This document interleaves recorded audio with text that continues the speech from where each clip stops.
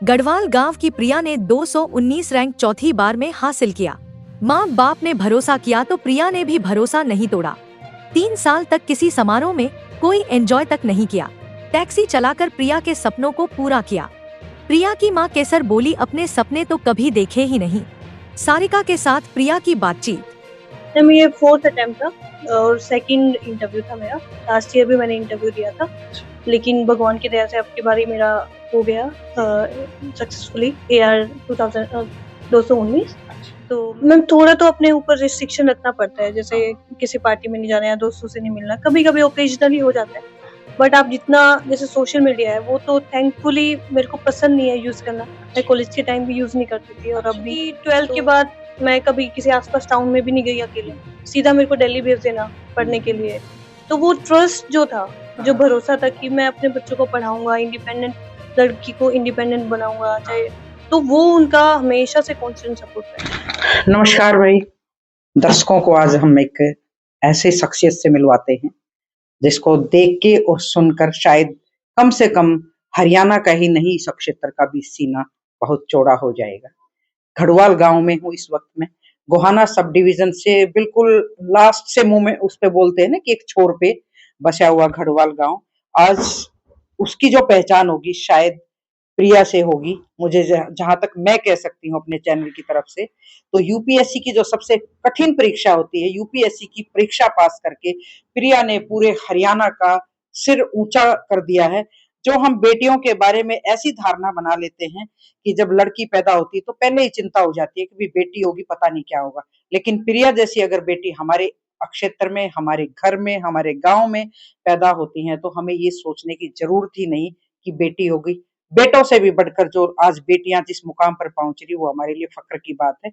मैं उनसे special phone करके उनसे बात करने के लिए आई। हालांकि ये कल दिल्ली से आ गई थी, इनका बहुत बड़ा मान सम्मान किया गांव ने, पर हम नहीं पहुंच पाए।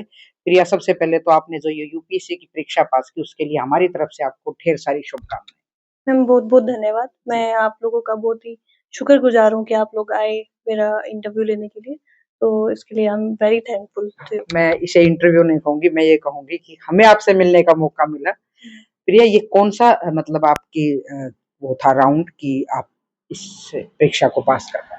मैम ये 4th अटेम्प्ट था और सेकंड इंटरव्यू था मेरा। लास्ट ईयर भी मैंने इंटरव्यू दिया था, लेकिन भगवान की दया से अब की बारी मेरा हो गया सक्सेसफुली AR 219। तो मैं इसके लिए काफी थैंकफुल हूँ। अच्छा, मैं एक तो आपकी जो पढ़ाई थी वो शायद डीपीएस में बता रहे थे, तो आगे जो आपने उच्च शिक्षा बोलते हैं जिसको, वो आपने कहाँ से पढ़ाई? मैम मैं 12th के बाद दिल्ली यूनिवर्सिटी में चली गई थी। इंद्रप्रस्थ कॉलेज फॉर वुमेन है, तो वहाँ से मैंने अपनी पॉलिटिकल साइंस ऑनर्स में ग्रेजुएशन की है। उसके बाद से ही मैं यूपीएससी में प्रिपेयर कर रही हूँ। तो अल्टरनेट के तौर पे जैसे आपने ग्रेजुएशन की, अल्टरनेट के तौर पे कौन सा सब्जेक्ट अपना है? मैम क्योंकि मेरा पॉलिटिकल साइंस में ही ऑनर्स है, तो मैंने पॉलिटिकल साइंस ही एज ए ऑप्शनल सब्जेक्ट लिया था यूपीएससी में। तो उसमें मतलब ज्यादा इंटरेस्ट था या आप पढ़ते उसको थोड़ा सा मन लगा के थे कि भाई मुझे यही पढ़ना है? मैम दोनों चीज से मेरा इंटरेस्ट भी था, प्लस मैं ज्यादा कंफर्टेबल भी थी क्योंकि मेरा ग्रेजुएशन में यही सब्जेक्ट था। तो क्योंकि सिमिलर सा सब्जेक्ट सिलेबस होता है तो मेरे लिए बिट इजी था। जी मैम। तो कोचिंग भी ली आपने? दिल्ली में रहते थे जैसे? जी मैम, कोचिंग तो मैंने कॉलेज के टाइम बस अपने ऑप्शनल की ली थी पॉलिटिकल साइंस की, ताकि मैं उसको थोड़ा रिफाइन कर पाऊँ। बाकी जेएस वगैरह की मैंने नहीं ली, सेल्फ स्टडी की है मैंने घर से। अच्छा, जी तो मैम। कितने घंटे पढ़ते थे जैसे आप? मैम ऑन एन एवरेज 8-9 घंटे तो निकल ही जाते हैं इसमें। उस पढ़ाई के लिए जैसे गांव में घर पे ही रहे या किसी लाइब्रेरी को चूज किया आपने या कहीं और बैठते थे, ऐसा था? मैम मैं लाइब्रेरी में से पढ़ने वालों में से नहीं हूँ, मेरे को थोड़ी डिस्टर्बेंस फील होती है लाइब्रेरी में। तो मैं घर पे ही मेरे को पढ़ना पसंद होता है अकेले रूम में ना। तो मैं 1-1.5 साल यहाँ पे अपने घर पे भी पढ़ी। फिर कुछ टाइम जैसे मेरे मामा जी हैं जो द्वारका में रहते हैं दिल्ली, तो उनके पास भी रह के मैंने अपनी तैयारी की है ज्यादातर। तो मैं एक चीज और सुनती हूँ कि भाई जो ज्यादा स्टडी करते हैं, इस तरह की परीक्षाओं की तैयारी करते हैं, वो सोशल मीडिया से दूर हो जाते हैं, वो समाज से कट ऑफ हो जाते हैं, क्या ऐसा भी होता है? मैम थोड़ा तो अपने ऊपर रिस्ट्रिक्शन रखना पड़ता है, जैसे किसी पार्टी में नहीं जाना या दोस्तों से नहीं मिलना, कभी कभी ओकेजनली हो जाता है। बट आप जितना जैसे सोशल मीडिया है वो तो थैंकफुली मेरे को पसंद नहीं है यूज करना। मैं कॉलेज के टाइम भी यूज नहीं करती थी और अब भी, तो वो चीज मेरे को अभी काम आई। और बाकी जैसे रिस्ट्रिक्शन है, कहीं कुछ फंक्शन हो रहा है तो आप नहीं अवॉइड करते हैं। अवॉइड जी मैम। मतलब ज्यादा टाइम फोकस ये रहता है कि भी अपनी स्टडी करो, खाना पीना खाओ जी मैम। और बाकी टाइम अपनी फैमिली के साथ। जी मैम। मैम मैं समझती हूँ कि 2 जो वैल्यूज़ हैं जिन्होंने मेरे को इस सफ़र में बनाए रखा, एक तो है वैल्यू ऑफ रिस्पॉन्सिबिलिटी कि मेरे पेरेंट्स मेरे लिए इतना कर रहे हैं, हाँ। तो मैं अगर सपोज़ एक दिन पढ़ाई नहीं भी होती है, हाँ। जो कि जनरली है कि आप लगातार नहीं पढ़ पाओगे, नहीं लेकिन जिस दिन नहीं होती है, तो उस दिन मेरे को बहुत गिल्ट होता था। हाँ। तो उस गिल्ट से बचने के लिए मैं जा भी नहीं पाती थी कहीं घूमने, हम्म। अगर मन भी करता है तो जाती थी 2 में, बट बहुत कम हो जाता था वो एक चीज़। तरह से कंट्रोल कर लिया आपने और वो आपका फिर रूटीन बन गया। जी मैम, फिर वो रूटीन बन गया। और फादर क्या करते हैं आपके? मैम पापा वैसे तो फार्मर हैं यहाँ पे, बट क्योंकि हम 3 भाई-बहन हैं तो फार्मिंग में इतना सर्वाइव नहीं कर सकते, तो पापा बुकिंग के लिए गाड़ी वगैरह कार ड्राइविंग करते हैं, वो बुकिंग उठाते हैं। अच्छा, एक ही है गाड़ी उनके पास? जी मैम। और अब जैसे आपने क्लियर कर दी है, लोगों ने बहुत ज़्यादा मान-सम्मान किया। एक जो अगला वाला जो टारगेट होता है, जब आप कुर्सी पे बैठ जाओगे, तो क्या एक आपके दिमाग में ये आइडिया है कि भई मुझे ये चीज़ें करनी है, मैं बैठूँगी तो? क्योंकि बहुत अपेक्षाएँ हो जाती फिर एक अधिकारी से, कि वो हमें हैंडल भी करे और उनका व्यवहार भी ऐसा हो, सरकार की नीतियाँ होती, बहुत चीज़ें आपके सामने आ जाएँगी। जी मैम। मैम मैं चाहूँगी कि मेरे को जो भी रोल मिले, जो भी पॉलिसीज़ मेरे पास आएँगी, पहले तो मेरा काम होगा कि मैं उसको अच्छे से इम्प्लीमेंट कर पाऊँ। हुँ। क्योंकि जो भी मेरे पास आए अपना कुछ काम करवाने, वो खाली हाथ ना जाए। मैं ज़्यादा उनको परेशानी ना उठाने मेरे पास आने के बाद। क्योंकि मैंने देखा है जब भी हम गवर्नमेंट ऑफ़िसेज़ में जाते हैं तो स्पेशली जो एल्डर्स होते हैं, विमेन होते हैं, उनको बहुत चक्कर काटने पड़ते हैं। हाँ। तो इतना स्मूथ हो पाए उनके लिए वो अच्छा है। बाकी अगर कभी मेरे को मौका मिला तो मैं पेरेंटिंग और प्राइमरी एजुकेशन पे काफ़ी काम करना चाहूँगी। क्योंकि बच्चा अगर बचपन से ही उसको अच्छी परवरिश मिले, हाँ। माहौल मिले तो वो बहुत ज़रूरी है उसके लिए। अब गाँव को भी प्रिया से बहुत अपेक्षाएँ थी, क्योंकि आप यहाँ पली-बढ़ी हुई हैं, तो गाँव भी बड़ा एक उम्मीद भरी नज़रों से देखता है। तो कल भी देखा होगा आपने, जी आपको मैम। कितने ब्लेसिंग देने के लिए गाँव इकट्ठा हो गया होगा। तो गाँव के लिए क्या ख़ास मैसेज रहेगा? जी मैम। मैम मैं यही कहना चाहूँगी क्योंकि मैं इस गाँव में रही हूँ, मेरा पूरा बचपन यहीं पे बीता है।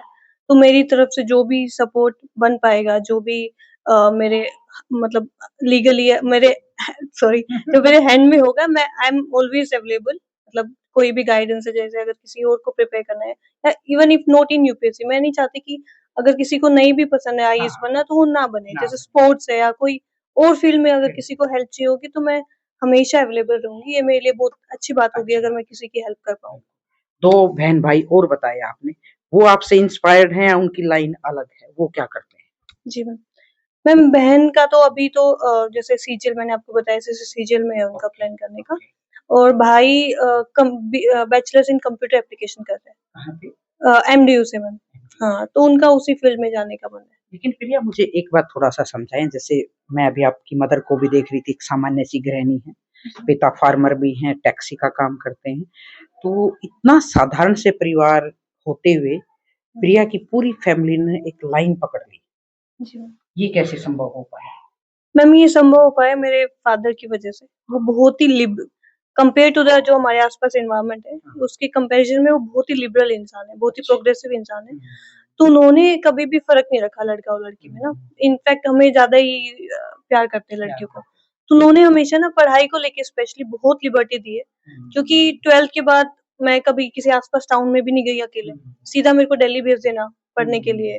तो वो ट्रस्ट जो था, जो भरोसा था कि मैं अपने बच्चों को पढ़ाऊँगा, इंडिपेंडेंट लड़की को इंडिपेंडेंट बनाऊँगा, चाहे तो वो उनका हमेशा से कांस्टेंट सपोर्ट रहा है। तो उनकी तरफ से जो वाइब्स आती थी मेरे को, तो उन्होंने ही मेरे को इस जर्नी में बरकरार रखा। जी। तो अभी तो आप ट्रेनिंग पे जाएँगे शायद जी।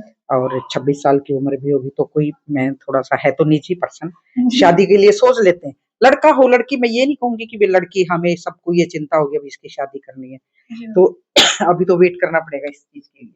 जी मैम, वो तो डेस्टिनी मैम जो प्लान करेंगी उसके अकॉर्डिंगली है मैम। बहुत-बहुत शुक्रिया प्रिया का इतनी सारी बात करने के लिए। भई जो भी दर्शक देख रहे हैं, वो इस बात के लिए सोचें कि एक सामान्य फैमिली अगर वो ट्रस्ट करते हैं, मेहनत करते हैं, एक पैशन बना के अपने काम को करते हैं, तो किसी भी मुकाम पर पहुँचने के लिए कुछ अलग से कुछ नहीं करना पड़ा। इन्होंने अपने पिता के भरोसे को कायम रखा और पिता के भरोसे को इन्होंने इस सपने को पूरा किया। आज हमें फक्र है, इस क्षेत्र को फक्र है। उम्मीद करते हैं कि और भी जो युवा हैं, जो रास्ता भटक कर दूसरी ओर दिशा में चले जाते हैं, वो आकर कम से कम प्रिया से मिलने और प्रिया के काम-काज को या इसकी शैली को अपनाकर किसी भी फ़ील्ड में बेहतर काम कर सकते हैं, सफल हो सकते हैं। जब प्रिया कुछ स्टार लग के आएगा ना इन पे, फिर इनसे मुलाकात करेंगे। बहुत-बहुत शुक्रिया, नमस्कार।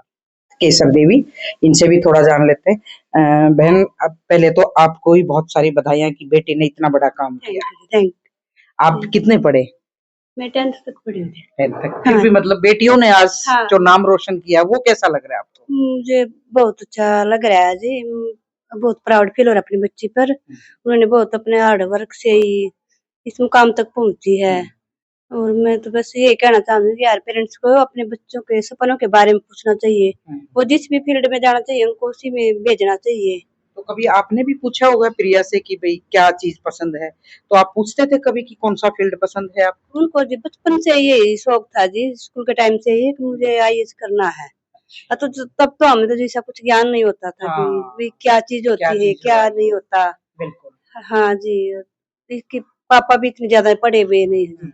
लेकिन फिर भी जैसे हाँ, इन्होंने जो तभी लाइन पकड़ी, इन्होंने ये पता नहीं जी अपनी पसंद की रुचि इस चीज में थी जी, मुझे यहीं पे पहुंचना है। फिर इसी जैसे जो इन्होंने लाइन पकड़ी, दिल्ली पढ़ाई करना, कोचिंग लेना, तो घर के पे मतलब इतनी आर्थिक स्थिति इतनी बेहतर तो नहीं, पर हाँ, ये है कि आप जैसे खर्चा-खर्चा सारा पुगा दो थे इनका, हाँ जी, हम दुखी-सुखी अपना होकर ऐसे कर लेते थे जी मैनेज जी। मेहनत कर। हाँ, ये दिन रात खेती भी करते थे और अपना गाड़ी चला के अपने किराए पर गाड़ी चला के उसमें अपने बच्चों का कर लेते थे। और आप घर पे ही रहते थे या खेत का भी काम? नहीं जी, मैं तो घर पे रहती थी, मुझे कभी खेत में नहीं गई जी। हाँ जी। ये है भई प्रिया की माँ, इनका कहना है कि हमने दिन-रात मेहनत करके सारा जो भी पैसा था अपने बच्चों पर लगा, हाँ जी। अपने शौक शायद इन्होंने पूरे नहीं नहीं किए। जी, हमने कभी भी अपने बारे में तो कुछ सोचा ही नहीं। बस ये तो ये चाहते थे कि मेरे बच्चे जितने भी ऊँचे जाएँ उतना ही अच्छा है। कभी किसी चीज़ के लिए इन्होंने ना नहीं किया और अपने से पूरा ध्यान अपने बच्चों पर ही दिया है। बिल्कुल मैं भाई। सभी पेरेंट्स से ये चाहूँगी सभी अपने बच्चों को उनके सपने पूरे करने का मौका दें और बेटियाँ भी कुछ भी कर सकती हैं, कहीं तक भी जा सकती हैं जी, अगर उनको माता-पिता का सपोर्ट मिले तो।